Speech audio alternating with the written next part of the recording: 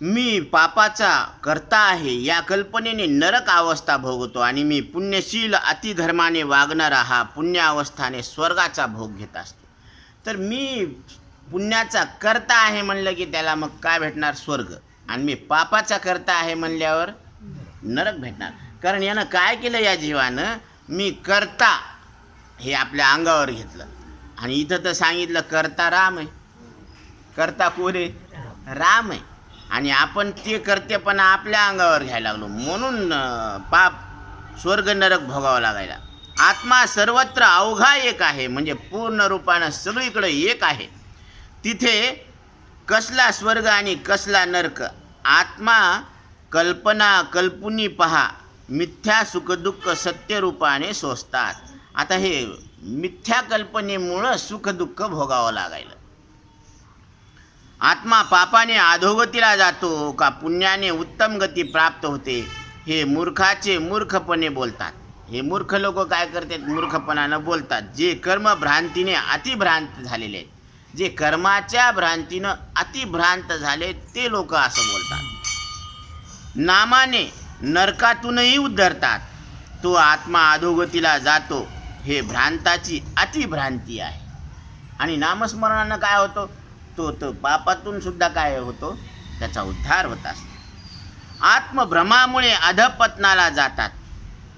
पापाच्या भ्रमाने अधोगती होते आणि पुण्याच्या भ्रमाने स्वर्गप्राप्ती होते. देहाच्या भ्रमाला बद्ध म्हणतात. देहाचा जो भ्रम आहे ना त्याला काय म्हणते? बद्धता. कारण देहाचा भ्रम म्हणजे भ्रमधरीशी या देहाचा विठ्ठल म्हण का रे वाचा. विठ्ठल म्हणायला काय रोग आला आपल्याला? देह भ्रम आहे. कारण ते आता दिसायला 100 वर्षापूर्वी याच्यातली एकही मूर्ती नव्हती आणि 100 वर्षानंतर याच्यातली एकही मूर्ती राहणार नाही. जरा लांब विचार करा. आणि हे मधातच दिसायला लागले तर हे खरे आहेत का? आता आधी मध्य अंती अवघा हरी एक, एकची अनेक एक हरी. आधी हरी होता, आताही या रूपानं हरी आहे आणि पुढेही या रूप हरीच राहणार आहे. मग हे रूप खरे आहेत का? कारण तुम्ही बघा ना विचार करून, 100 वर्षापूर्वी हे चित्र होतं का? आणि 100 वर्षानंतर हे राहणार आहे का? आता हे मधातच दिसायला तर खरं आहे का? कोण्या तोंडानं खरं मानावं? अरे इथं नाथ महाराज सांगतात, एका तासा माझी कोटी वेळा सृष्टी होती जाती दृष्टी पाहे तोची. होती जाती दृष्टी म्हणजे हे इतकं एका तासामध्ये कोटी वेळेस उत्पन्न व्हायला नष्ट व्हायला, याला कोण्या तोंडानं खरं म्हणावं? त्याच्यापेक्षा बारीक माप ज्ञानोबरायचं. लावणी डोळा उघडे तववरी कोटी वेळा घडे मोडे, माशी पंख पाकडे तव हे सरे.